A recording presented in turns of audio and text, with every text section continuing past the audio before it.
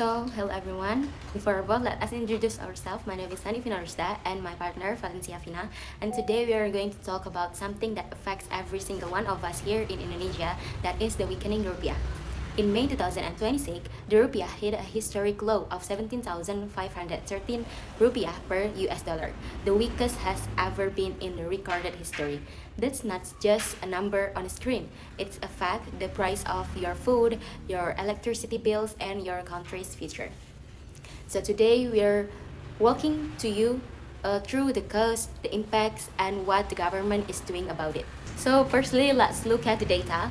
This chart shows the US dollar to rupiah exchange rate from 2020 to today. In 2020, the rate was around 14,100 rupiah. By 2022, it climbed to 15,500 rupiah following the global inflation. Then in January 2026, Indonesia opened the year at 16,673 rupiah. Then fast forward to May 2026, the rupiah closed at 17,512 rupiah per dollar. That is a 5% depreciation in just a few months. Then to put this in perspective, the government set the 2020 state budget assuming a rate of 16,500 rupiah.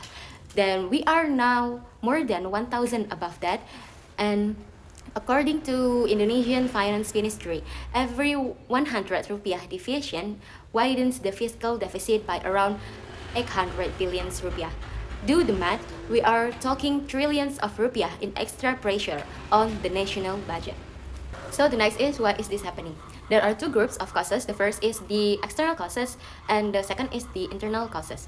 On the external side, first, the US dollar is very strong. The US Federal Reserve has kept interest rates high that makes dollar asset more attractive than rupiah assets. Second, the Middle East conflict, where US and Iran tension in early 2026 triggered a global fight to save the human asset. So they pull money away from emerging markets like Indonesia. Then the third is rising oil prices. Indonesia is a net oil importer, so when oil gets more expensive in dollars, it costs Indonesia more to buy. This is the weakening rupiah further. Then the fourth is capital flight, where foreign investors pull out 1.6 billion US dollar from Indonesia in just the first 3 weeks of January 2026 alone. Now for the internal side. First, Indonesia has a chronic current account deficit, meaning that we import more value than we export. So the government's large expanding plan under the President Prabowo have also raised concern among the investor about fiscal discipline. The next is export earning from commodities that has been declining.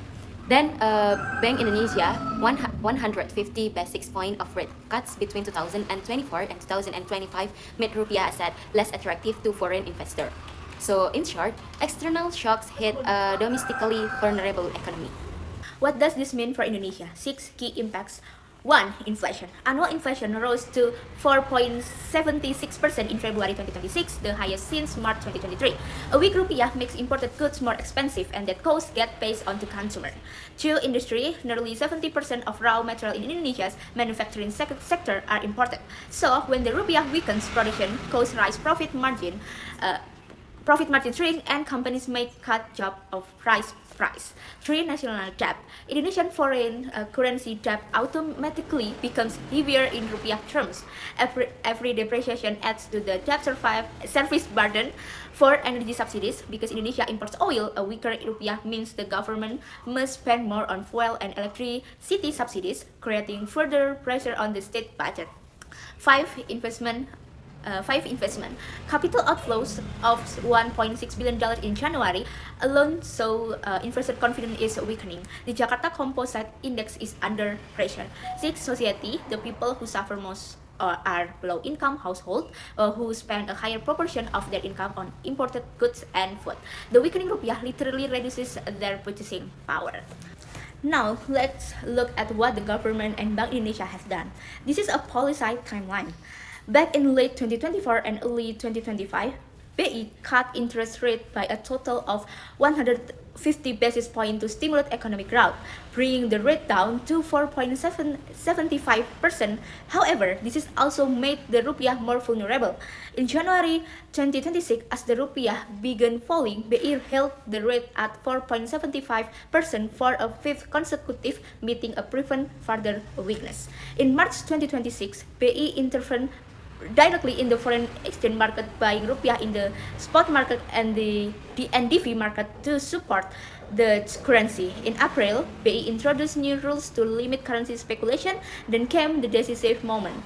On May 17 and 2026, Bank Indonesia's Board of Governors held an emergency meeting and raised the interest by 50 basis points to 5.25%. Governor Peri Warjio stated this was a direct response to rupiah weakness caused by Middle East war risk and global uncertainty. The bottom line, monetary policy can slow the fall, but it cannot fix structural problem alone. To conclude, the rupiah's historic weakness in 2026 is not caused by one factor. It is the result of a perfect storm. Global pressure like a strong US dollar, geopolitical conflict, and high oil price. Meeting Indonesia's structural vulnerabilities like a current account deficit, reliance on commodity export, and fiscal pressure. Bank Indonesia's emergency rate hike to 5.25% was necessary and bold, but we recommend for longer-term steps like fiscal consolidation, spend smarter than collect more revenue, export diversification, move beyond raw commodities into processed goods and green industries, strengthen foreign exchange reserve as a defense buffer, and reform the investment climate to attract stable, long-term foreign direct investment. The rupiah can recover, but it needs not just monetary courage, but structural reform. Thank you.